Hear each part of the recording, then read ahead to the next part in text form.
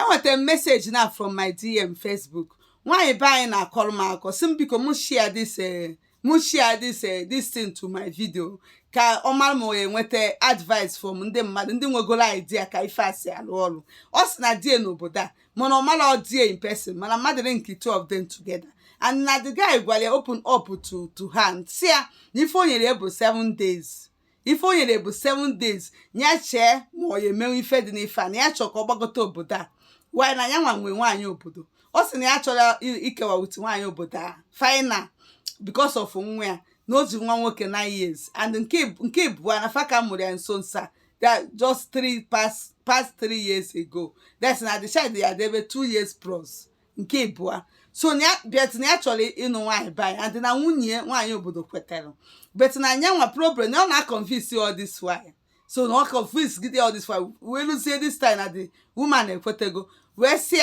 nya na ọ bụ na ọ chọ ịkpọti ya kpọgoti ebe so na ọ na-agwazi nya nwa bụ nwaanyị bai ọ bụ na ọ chọọ na ọ ya ebinwu nya chee wee gwu onye take go dey 1 month onye take 7 days nya chee gwu ya ma ọ bụ na ọ ya ebinwu ka ọ gbagote ebe a ka ya na ya na-abụbiri wuti nwaanyị obodo na ya chọrọ ikewapụ wuti nwaanyị obodo because of nwa ya because ọ bụ na ọ kewa wuti nyanwa na nwa ya na ọ ya eduru nwa ya pụa na ọ ya enwezi access to ebe nwa ya nọ so ka o jichiri ike ipie bet na ya nwa chọrọ ikwu ya open up gwa ya nwa ọ bụ na ọ chọọ na ọ ya ebinwu wuti nwaanyị obodo ya gwu ya ọ bụ na ọ ya ebinwu ya gwakwu ya ka o nwee ike wee chọwa another person ifuge na ife a dịkwa ka the other video m mebu before nsi na nwaanyị bai bịara ebe a ọ mara na nwaanyị obodo na die bife nọ bet nke akọwala ala nyanwa akọwa according to nyanwa emere ọlị explain but onye nke agwala ya already so the lady nweta my video na m na-ekwu ife na-eme na Saụt o nwetazie video sobezie m na my platform wee na nwike wee explain it to me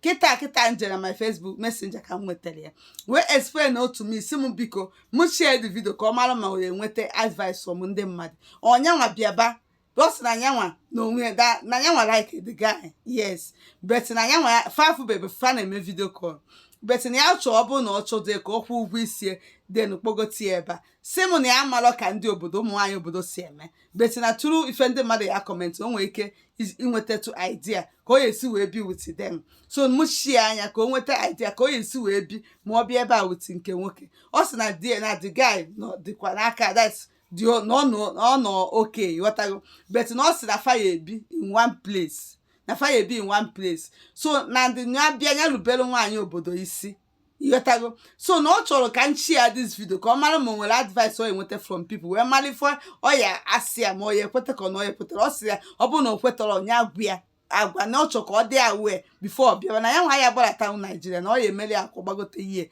so nwee sị ka share nwa idea unu nwere mara onye nubugolo like this ọ bụkwara na all the possible nyanwa ịbịa nunwo with like that because the other guy let him make video say m na nyanwa adịra awe wee bịaba so and na nwaanyị obodo na onwe na nyanwa adịra awe wee bịaba nyanwa ọ sị na nyanwa na nyanwa dị awe but nwaanyị obodo adịra awe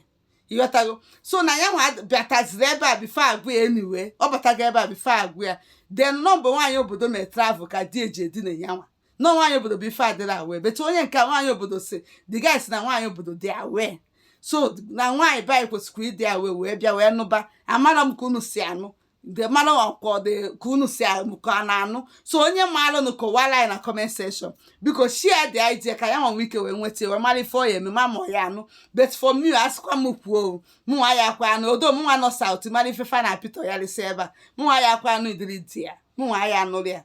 nwaanyị anụrụ ya so nyanwa na onwe chọzi ịnụ from unu nwa masịrị nke ya nwa ya eme o choose